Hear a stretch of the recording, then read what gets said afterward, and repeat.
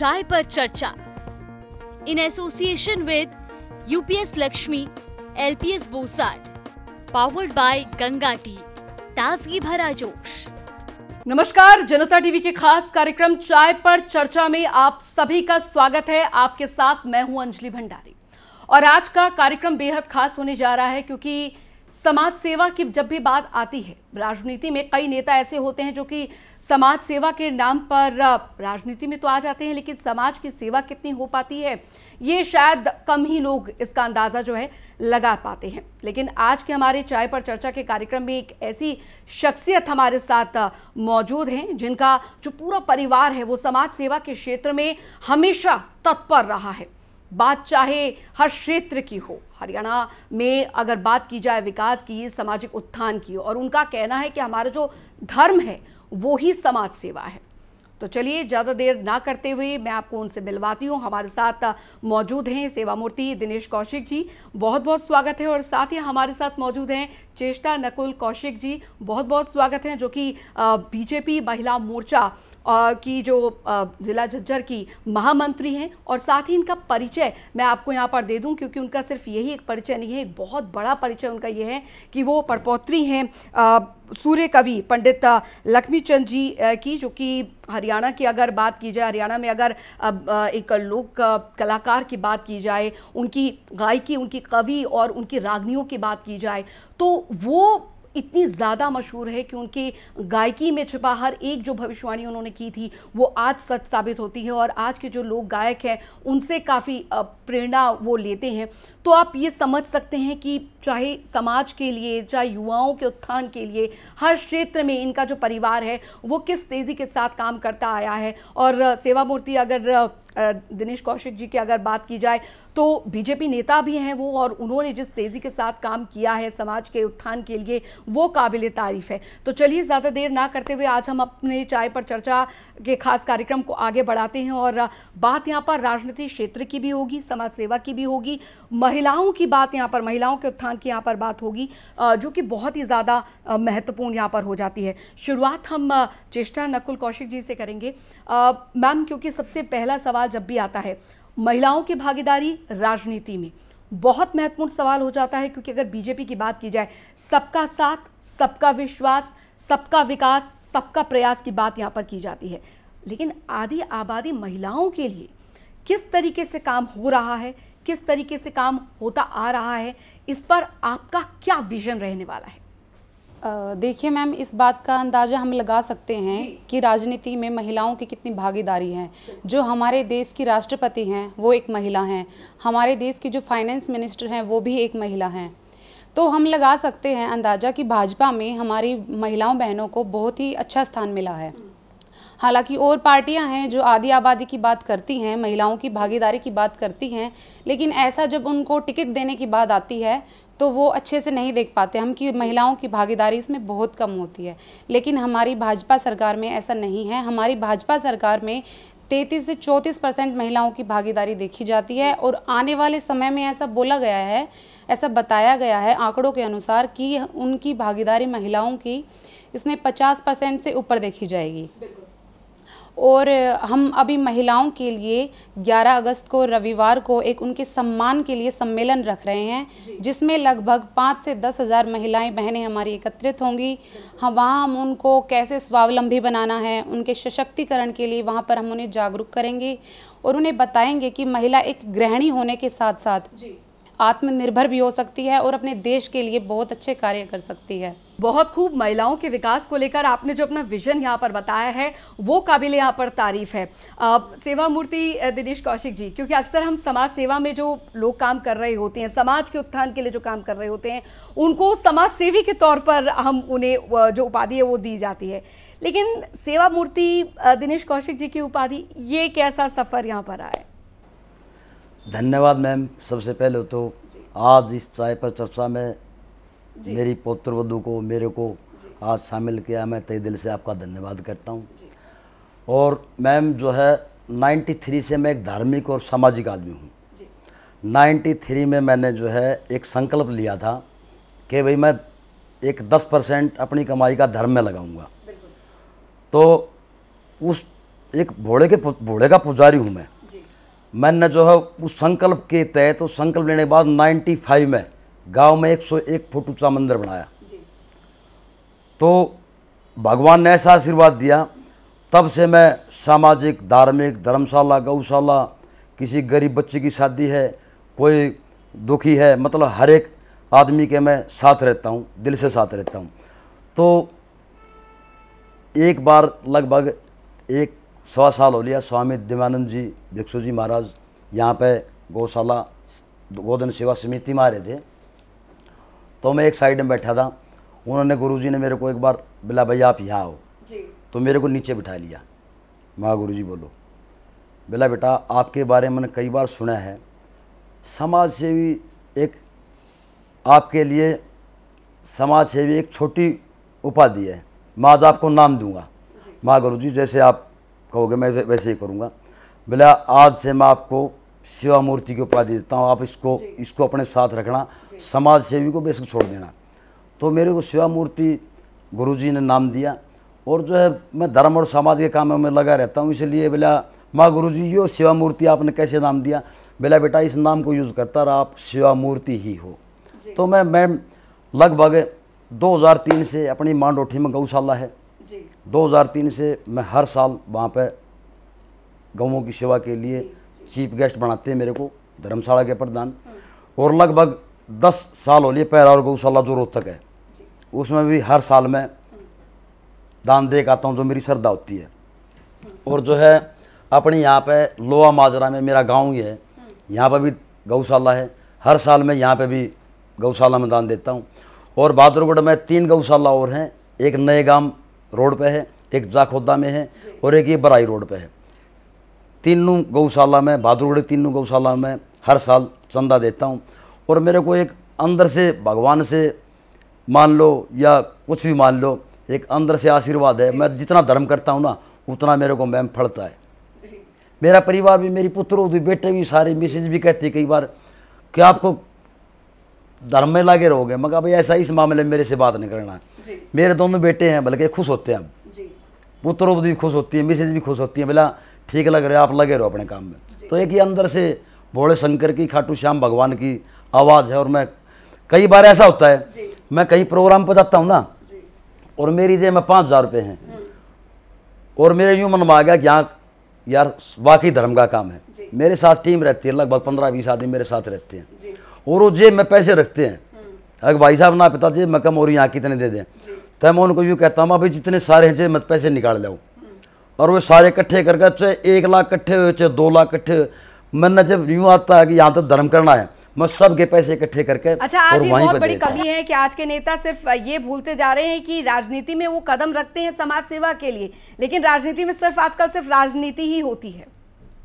नहीं मैम, एक बात और है, मैं तो 93 से धार्मिक कामों में, सामाजिक कार्यों में लग रहा हूँ, ठीक है।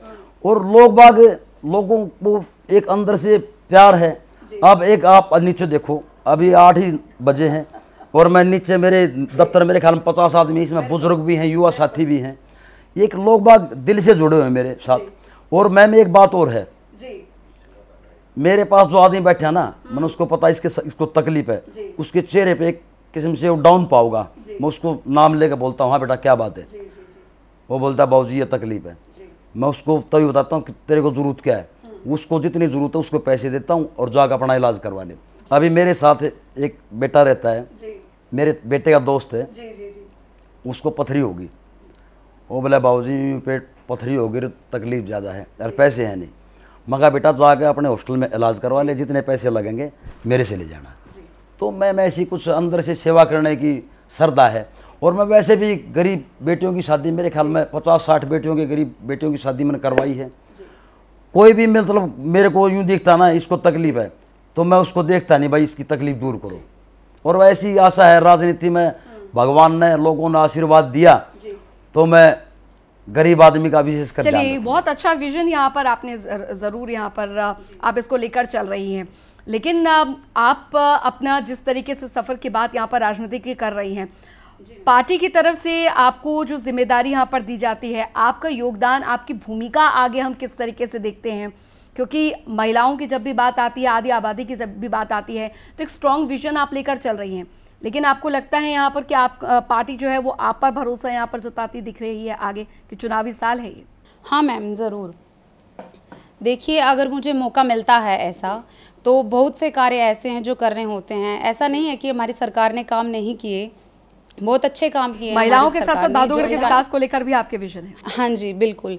देखिए, यहाँ का सरकार ने इंफ्रास्ट्रक्चर वगैरह सब मजबूत हैं, इसलिए हम यहाँ पर बैठे हैं, आने जाने की सुविधा अच्छी हैं, लेकिन कुछ कमियां रहती हैं। जैसे सड़कें टूटी हुई हैं हमारी, पानी की निकासी अच्छी नहीं है। तो मैं चाहती हूँ कि वहाँ पर शिविर अच्छे से हों। कुछ शिविर फूटे हुए होते हैं जहाँ आने जाने में लोगों को बहुत दिक्कतें होती हैं, तो वो सड़कें अच्छी हों, शिविर की सुविधाएं अच्छी हों, नालियों में पानी की निकासी अच्छी हो, उनका एंट्री पॉइंट, उनका एग्जिट पॉइंट एक पैमाने के अनुसार हो। और हमारे यहाँ पे जो औद्योगिकरण होता है वो ज़्यादा से ज़्यादा होना चाहिए। जैसे गुड़गांव देख लीजिए, वो औद्योगिक क्षेत्र में सबसे ऊपर माना जाता है। गुड़गांव, नोएडा, ये भादोगढ़ के लिए एक नेगेटिव फैक्टर है कि यहाँ पर, हाँ जी, वो जैसे दिल्ली से कनेक्ट है, हमारा सटा हुआ है, ऐसे यहाँ पर औद्योगिकरण मैं देख नहीं सकती हूँ। जैसे गुड़गांव है, उनके विजन से देखा जाए तो हम कार्य कर सकते हैं औद्योगिकरण के लिए। एक पानी की जैसे सुविधाएं अच्छी हैं, लेकिन कुछ जगह कमियां रहती हैं। यहाँ तक आ गई है, लेकिन जो विकास औद्योगिक सेक्टर या शिक्षा के क्षेत्र में होना चाहिए था, आपका कहना है वो नहीं हो पाया? जी, वो हुआ है, लेकिन वो उस प्रॉपर तरीके से नहीं हुआ है। हर वर्ग तक वो पहुंचा नहीं है। कुछ ऐसे वर्ग है जो उनको लेने से वंचित होते हैं, तो उनको उनसे अवगत कराना, उनको जागरूक करना, उसके लिए वो सुविधाएं उन्हें उपलब्ध कराना, मेरा ये विज़न है। सेवा मूर्ति दिनेश कौशिक जी, क्योंकि अब राजनीतिक जगत की अगर बात यहाँ पर कर ही रहे हैं, तो एक सवाल जो है वो मैं आपसे ज़रूर पूछना चाहूँगी, क्योंकि अब जब समाज सेवा के क्षेत्र में आप हमेशा से काम करते आए हैं और राजनीति में अगर एक ऐसा समाज सेवी सेवा मूर्ति के रूप में हमें मिलता है, तो वाकई में जो भादोगढ़ के विकास की बात हो वो यहाँ पर होती दिखेगी, जो शायद अब तक कुछ हद तक नहीं हो पाई है। लेकिन बात यहाँ पर ये समझने वाली होगी, आपके भाई हैं नरेश कौशिक जी, 2014 की अगर बात की जाए, भादोगढ़ से विधायक थे, 2019 में वो हार गए, और एक बहुत बड़ा योगदान जो है आपका उनकी जीत में 2014 में रहा। 2019 में भी आप उनके साथ रहे, प्रचार प्रसार जमकर यहाँ पर हुआ। क्या कारण रहा कि 2024 में अब आप अपनी जो अलग होकर दावेदारी मांग रहे हैं, अपने पुत्रवधू के लिए आप दावेदारी जो है वो यहाँ पर मांग रहे हैं, क्या कारण रहा इसके पीछे? और 2014 में सारी रणनीति मेरी थी। 2014 में सारा मेरी रणनीति के तहत काम हुआ। जैसे मैंने रैली, जलसा, जैसे भी जो सिस्टम था सारा मेरे अंडर में था। मैं जैसे कहता था वैसे काम होता था। तो 2014 में सारा मेरे सिस्टम से काम आया। यहाँ पे 4800 कुछ वोटों से जीते। तो 2014 में कुछ 4 आदमी इस सिस्टम में ऐसे आए जो हमारी रिश्तेदारी में भी लगते हैं। उनने सारे सिस्टम को कैप्चर कर लिया जी। और 2014 में लगभग 1.5 साल मैंने, देखो मैं, मेरी ऐसी बात है, मैं वर्कर के साथ, जो मेरे साथ वर्कर जुड़ रहे हैं ना, मैं 24 घंटे दिन रात उनके सामने खड़ा रहता हूँ। चाहे रात को भी कब फ़ोन आ गया तो मैं उठाता हूँ फ़ोन को उनको। तो 1.5-2 साल बाद ऐसा सिस्टम बन गया। अब जो है अधिकारियों से, और मतलब ऊपर ले जो सिस्टम अधिकारियों का, उससे मेरा सिस्टम ख़त्म कर दिया। तो सिस्टम ख़त्म होने के बाद ऐसा होता राजनीति में, फिर हम बता भी नहीं सकते थे किसी को। तो सिस्टम वो नीचे नीचे जीरो हो गया। क्यों? वर्कर तो सारे हल्के का मेरे साथ जुड़ रहा था। विधायक नरेश कौशिक, जो पूर्व विधायक नरेश कौशिक थी, उसने सिर्फ भाषण देना हुआ करता था। सारे काम को सारे हल्के को पता है, आप सर्वे करवा लो चाहे, हर एक आदमी मेरे से जुड़ रहा था। और फिर मैं लोगों की आकांक्षाओं पर खरा नहीं उतरा। 2019 में जब इलेक्शन आया, तो उस टाइम पे देखो ऐसा होने के बाद मैं आदमी यूँ मानता, पर दिनेश भी की भी चली नहीं जी। तो मेरी चली नहीं। 2019 में सारी रणनीति, एक वो 4 आदमी ऐसे हैं, वो यूँ कहते हैं कि फला क्या ले रहा है, फला क्या ले रहा है, फला क्या ले रहा है। और 2019 में आखिर में उन्होंने ऐसा कर दिया कि दिनेश कौशिक भाई साहब, पूर्व विधायक नरेश कौशिक को कहा कि यो भी कुछ नहीं ले रहा है, आप अपने सिस्टम से काम करो। और 2019 में मेरी रणनीति उन्होंने एक नहीं मानी जी। और मैंने बताई, मैं कहा भाई आप गलत रणनीति पर चल रहे हो, ऐसे मत करो, आप इलेक्शन हार जाओगे। नहीं भाई मैं 24,000 25,000 से जीतूंगा। मगर मेरी एक ही बात नहीं मान रहे आप जी। मैंने बताई थी, मैंने पहले बताई थी मैं कम से कम 15-17 हज़ार वोटों से आ रहे हो आप जी। बोला नहीं मैं 20 हज़ार वोटों से जीतूंगा। मैं कहा 15-17 हज़ार वोटों से आ रहे हो आप गलत चल रहे हो। तो मेरी ये रणनीति फेल होगी 2019 में। और जो है अब सिस्टम ऐसा हो गया, साहब 3-4 आदमियों ने सारा सिस्टम कैप्चर कर लिया वहाँ पे। और मैम मेरे साथ आदमियों का जुड़ाव हुई है, इसलिए मैं आज इस सेवा मूर्ति के पद को बैठा हूँ। बहादुरगढ़ के विकास को लेकर आपका क्या विजन है? पार्टी की तरफ से आपको ये जिम्मेदारी अगर दी जाती है तो किस तरीके से हम देखेंगे सेवा मूर्ति दिनेश कौशिक जी की? देखिए मैम, गुड़गांव में जैसे जो काम हो रहे गुड़गांव की तर्ज पे, फरीदाबाद, नोएडा, इनकी तर्ज पे काम हुए हैं। जैसे ये केएमपी एक्सप्रेस वे केएमपी है ये, और इसी के साथ हमारी मोदी सरकार ने कटरा एक्सप्रेस वे को जोड़ दिया। और हमारा यहीं से बहादुरगढ़ से हमारा जो आधा घंटे का रास्ता नजफगढ़ का हुआ करता यूआर रोड को जोड़ दिया, ये बना रखा है रोड। और द्वारका का सारा 15 मिनट का रास्ता रह गया, 10 मिनट का नजफगढ़ का रह गया। और जो है गुड़गांव का भी सारा 15-20 मिनट का रास्ता रह गया। काम बहुत किए हैं मोदी सरकार ने, और छोटी मोटी जो को कमी रह रही है उसको काम को करवाएंगे हम। हाँ, काम बहुत किए मोदी सरकार ने, बहुत काम किए हैं। चेष्टा जी, क्योंकि कुल मिलाकर देखा जाए पड़पौत्री आप हैं सूर्य कवि जी, सूर्य कवि पंडित लक्ष्मीचंद जी की, और उनकी जो कविताएं हैं, उनका जो उनकी रागनियाँ थी, कहा जाता है कि वो जो भविष्यवाणी उनके द्वारा वो की गई थी वो आज भी सच साबित होती है। एक महिला होने के नाते आपका एक जो विजन है वो आपने हमें बताया, बहादुरगढ़ के विकास को लेकर आपने यहाँ पर बात की, लेकिन आपको यहाँ पर लगता है कि बहादुरगढ़ में अगर बात यहाँ पर की जाए एक महिला नेता के होने के तौर पर भी आपको कुछ चुनौतियों का भी सामना करना पड़ेगा, उसके लिए आप किस तरीके से तैयार हैं? देखिए मैम, जैसे आप सब जानते हैं कि मेरा जन्म ऐसे परिवार से हुआ है, वहाँ से मुझे बचपन से ऐसे संस्कार मिले हैं कि कभी भी किसी भी चुनौती से नहीं घबराना है, ना ही डरना है। और जैसा मुझे वहाँ परिवार सहयोग मिला था, उससे अच्छा मुझे अपने ससुराल में मिला है। अगर देखिए पारिवारिक सहयोग होता है तो हम किसी भी चुनौती का सामना कर सकते हैं। और जैसा कि मैंने आपको बताया है, अगर मुझे मौका मिलेगा तो मैं ज़रूर काम करूँगी, और जो भी हमारी महिलाओं के लिए है मैं डट के उनके लिए काम करूंगी और किसी भी चुनौती से नहीं। चलिए, बहुत अच्छी बात है यहाँ पर कि एक महिला होने के नाते आपका ये विजन जो है वो आपको दृढ़ संकल्पित करता यहाँ पर है। सेवा मूर्ति दिनेश कौशिक जी, क्योंकि कुल मिलाकर देखा जाए राजनीति को लेकर संभावनाओं का खेल है राजनीति, और चुनावी साल आता है तो हर नेता कहता है कि जी आप मुझे वोट दीजिए, मैं आपका विकास करूँगा। बहादुरगढ़ के अगर संदर्भ में बात की जाए, कई हैं इस रेस में, आपकी दावेदारी किस तरीके से स्ट्रांग मानी जाए यहाँ पर? देखो दावेदारी तो जो है देखो सब करते हैं, और ये भी एक बात है जो है जिस भाई को भी टिकट मिल जाएगी उसके साथ खड़े हैं हम। पर जो है एक पार्टी सर्वे करवाती है, उस पार्टी सर्वे कराएगी, चाहे संगठन करे चाहे कोई प्राइवेट एजेंसी करे। अगर बहादुरगढ़ हल्के में सर्वे करवाओगे आप तो 100 में से 90 आदमी दिनेश कौशिक का नाम नहीं लेंगे, और 10 आदमी और की साथ 90 आदमी मेरा नाम नहीं लेते, बेशक टिकट मेरे को मत दियो, मैं इतनी गारंटी लेता हूँ। पर पार्टी सर्वे करवाए ईमानदारी से। सर्वे के तहत आप गांव में चले जाओ, तो शहर में चले जाओ, हर एक आदमी की जुबान पर दिनेश कौशिक सेवा मूर्ति का नाम है। और मैं अपनी पार्टी में कह रहा हूँ, तो कहने का मतलब पार्टी सर्वे करवाएगी तो उसमें खड़ा होता कंपटीशन बहुत है। हाँ, कंपटीशन है। देखो रणनीति तो एक बात और, देखो अपने हाथ में कोई पावर हो तो उसको यूज कर ले आदमी। एक राजनीति में कहावत है,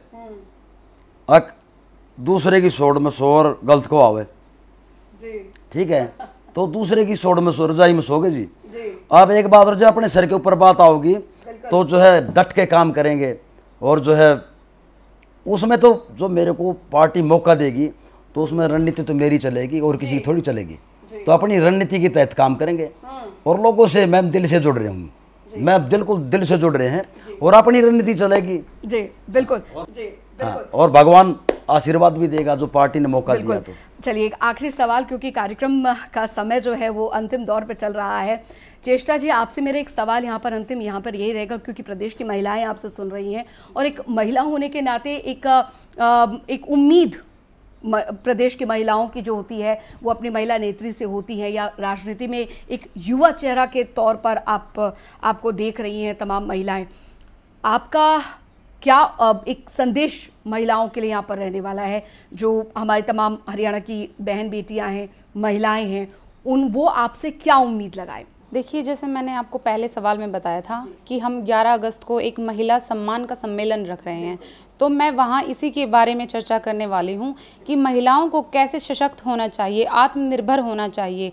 हर क्षेत्र में महिलाएं भागीदार हो सकती हैं, उनको सिर्फ जागरूक करने की ज़रूरत होती है, एक सही रास्ता दिखाने की ज़रूरत होती है। तो उस सम्मेलन में मैं अपनी माताओं बहनों को इसी के बारे में बताने वाली हूँ कि वो भी अपने आने वाले समय में अपनी हिस्सेदारी दिखाएं हर काम में, उसके लिए सशक्त रहें, आत्मनिर्भर रहें। उन्हें किसी पर निर्भर होने की ज़रूरत नहीं होती है, वो गृहिणी होने के साथ साथ बहुत कुछ कर सकती हैं। ये रैली है ना, महिला सम्मेलन जो है, ये मेरे ख्याल में बहादुरगढ़ के इतिहास में इतना बड़ा सम्मेलन नहीं हुआ होगा, महिला का सम्मेलन, बिल्कुल, जो मैं और मेरी पुत्रवधू करने जा रहे हैं। और इसमें आप देखना, आप किसी भाई जो आपका रिपोर्टर है वो जाकर उस दिन, जो भी रिपोर्टर हैं यहाँ पर प्रवीण जी हैं, वो जाकर देखा उस दिन, एक एक कुर्सी को गिन लेना। मेरे ख्याल में इतना बड़ा महासम्मेलन कभी नहीं हुआ होगा बहादुरगढ़ में। और लगभग इसमें 7 से 10 हज़ार महिला बीच में होंगी, 7 प्लस होंगी, 8 भी हो सकती है, 7.5 भी हो सकती है, 10 तक हो सकती है। तो लोगों को एक इतना जुड़ाव है हमसे ना। तो एक बात और, महिला तो घर से भी नहीं निकलती, पर हम, मेरे ऊपर विश्वास है।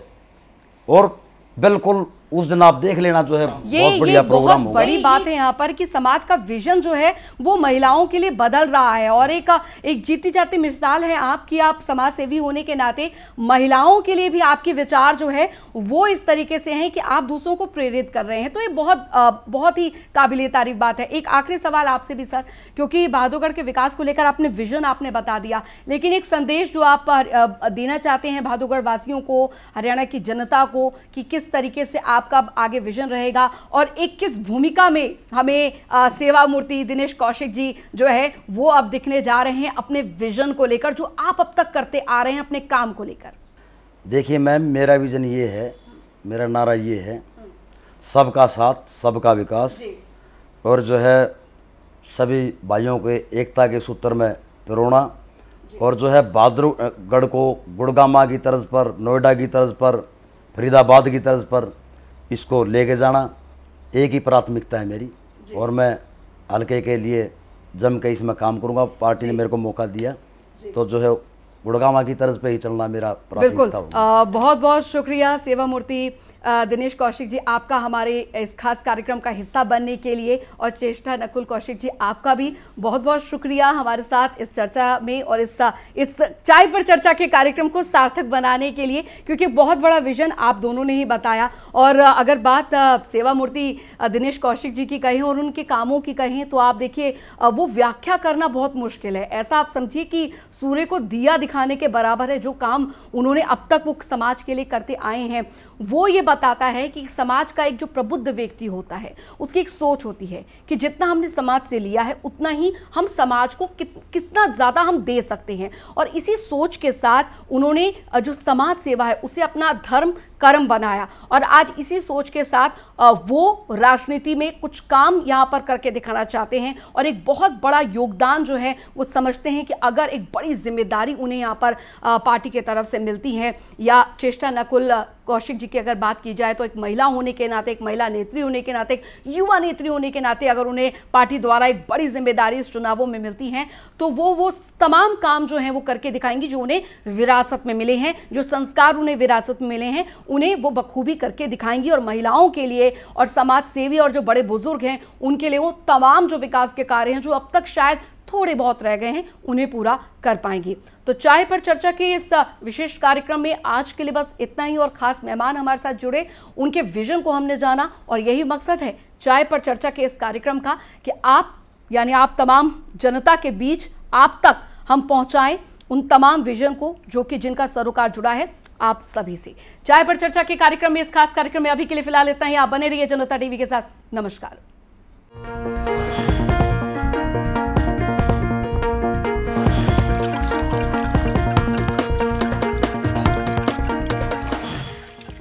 चाय पर चर्चा in association with UPS Lakshmi, LPS Bosat, powered by Ganga tea, ताजगी भरा जोश।